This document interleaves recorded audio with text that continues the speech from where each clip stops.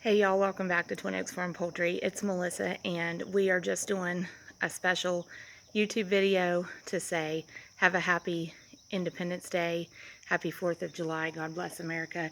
Gonna do a quick update on how things are going before we take a pause in poultry operations and in social media operations for the next week. We're gonna take a pause from July 3rd to July 9th, 2023 and resume operations on July 10th, but there's a look at Mama Hen and the chick that hatched. This is the first ever chick that's hatched here at our place. We've been here a couple decades.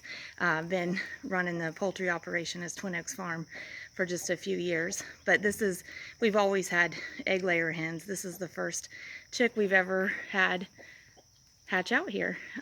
First broody hen we've ever encouraged to do that. So wanted to let y'all know, let you be the first to know that we're going to name this chickie Oakley. We're going to name the baby chick Oakley. So should be fitting for whether it's a hen or a roo, and kind of goes with the theme of our farm name being Twin Oaks. We're going to call the chick Oakley. So glad that you guys got to see the chick in some of its first moments, first days. I guess you're the second to hear the name. I did tell the friend who shared the fertilized hatching eggs with us that we're gonna name the chick Oakley. So there we go. And she thinks that the chick is an Americana. So that's the kind of chick that we think has hatched out there. So Mama Hen is done brooding the nest. There were 2 eggs remaining. We removed them. So that's all a done deal. And Mama Hen and Oakley will recap on them and update on them on July 10th. And I'm going to show you another little project in the works over here. We don't know what the result of this is going to be. We set up another little area. This Isa brown hen lives in the egg production barn and has gone broody, has been sitting on a nest that about half of our egg production hens like over there in their building. So we moved her. I did kind of disrupt her. She was sitting over there by that little nest we made. We're kind of testing her broodiness. We took a couple of eggs from today's production, made a little straw nest there and put them there. And she does act like she was fixing to set on this. So I'll check again in about an hour. But we've lined up some fertilized hatching eggs if she does commit to this nest that we'll swap in there first thing July 3rd, and then we'll leave her be and see what happens. So that's an Isa brown. They're not particularly known, I don't believe, for being broody, so that may be a fail. She may end up not committing, but we'll see. But also gonna take a short walk, but want to shout out to a viewer that goes by Buck on YouTube here from Oklahoma. Wanted to shout out a thank you to you, Buck. Buck gave us several suggestions trying to help us with the broody hen over here with Mama Hen. So I appreciated that, and also wanted to acknowledge, Buck also pointed out about processing poultry. You know, that can be done legally in the United States, in all of the states in the United States. Of course, processing can be done legally, but I didn't get my whole thought out. Processing, raising poultry, processing it, and selling it, that can be done legally. The legislative rule that you would want to look up, if you've not done that, don't have experience in it, and want to know about it, you'll want to look up the Federal Poultry Products Inspection Act.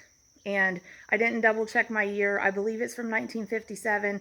And the way that all fell out, there's a Federal Meat Inspection Act that was earlier, like by a decade, and it did not include regulations about poultry sales and poultry processing because of just, it was assumed that at the time, you know, 1940s and earlier America, that most people who were having chicken had the live chickens, or bought the chicken live, or bought the chicken only slaughtered and defeathered, and then it was assumed that the housewife or the farm wife, or you know, or somebody in the home was receiving that whole chicken and had the opportunity to personally inspect that chicken themselves as they were cutting it and processing it, you know, for the way they wanted to eat it in their household. So that's why poultry wasn't covered in the, I believe that one's called the Federal Meat Inspection Act, and that was, I think, in the 1940s. And that's why poultry wasn't covered in it. And then different things going on in American history were happening, and it changed the consumption of poultry. It changed the quantity of the consumption of poultry. It changed how poultry was being prepared. And so it became apparently more of a need to have a little more standardization across the board as far as poultry sales and poultry processing. And that's when, I believe it was 57, but whenever it was, the Federal Poultry Products Inspection Act came along then. And so that basically regulates federally across the entire United States anything to do with like processing and selling poultry. And if you study that act, and you can search it online, and actually you can bring up a guide that walks you through that whole act, like item by item, clause by clause.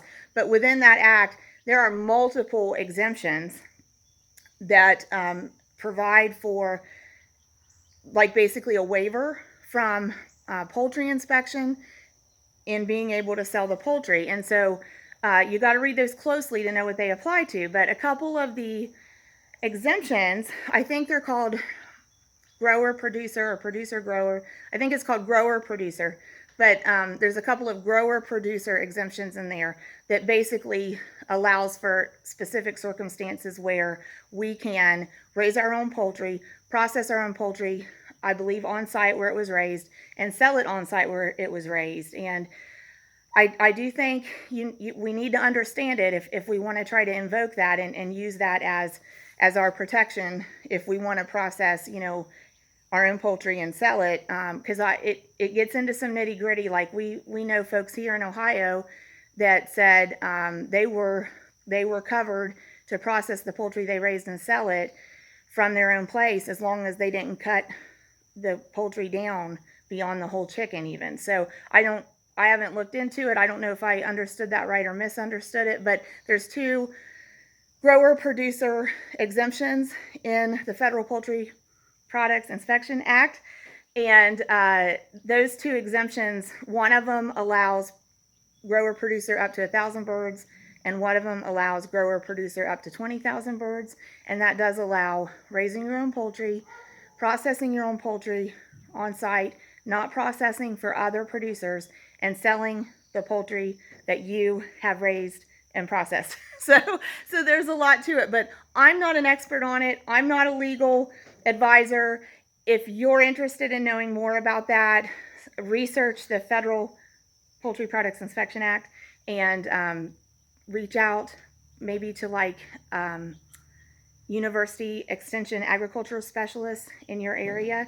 But I did just want to shout out to Buck especially, and a thank you, Buck, because in the last video I know I did say that in general to sell poultry in America, the expectation is and the understanding is that poultry has been through a USDA inspection process.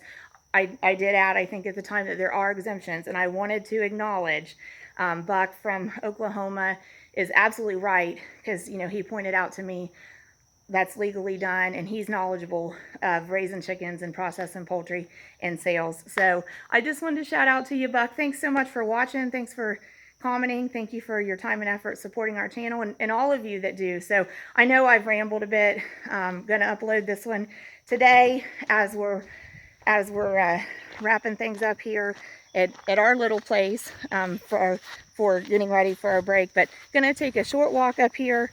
Hope you bear with me.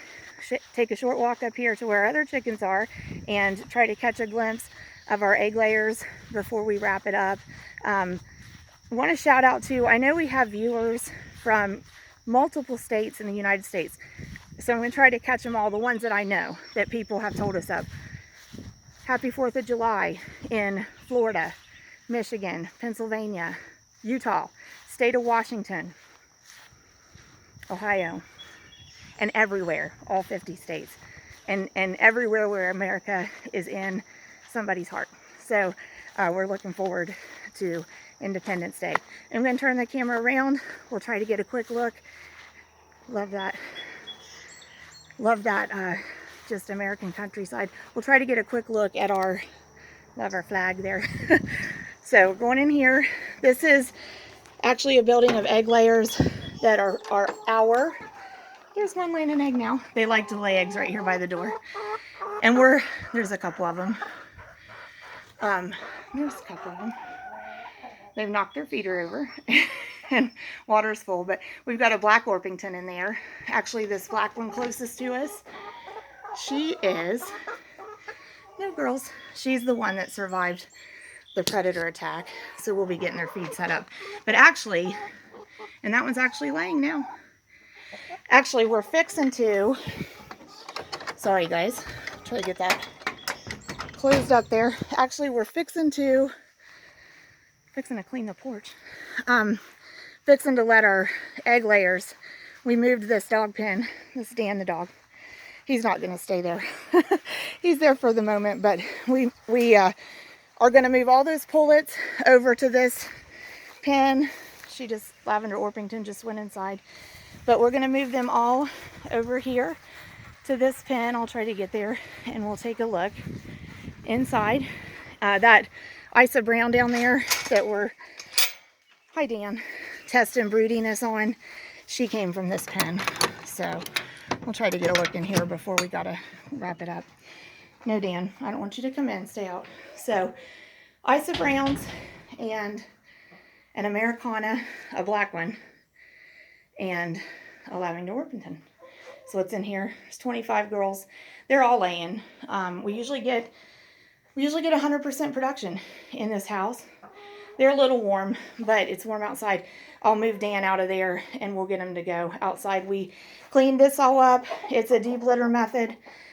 It looks so much better. Put some fresh pine shavings down. They're actually used pine shavings that have been aerated and aired out, and we've put 2 loads in here, wheelbarrow loads, and we set a pallet down. I'm going to try this.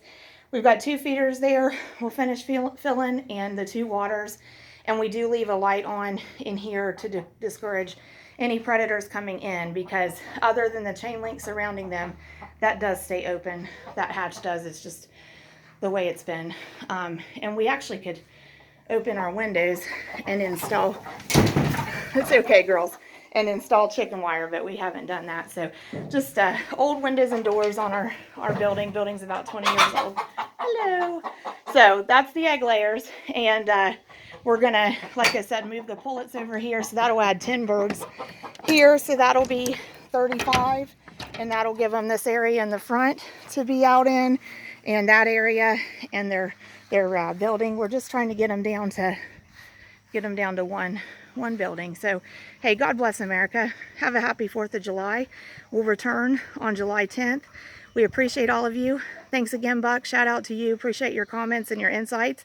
We appreciate all of our viewers' comments and insights, and we sure hope you'll join us again when we resume on July 10th.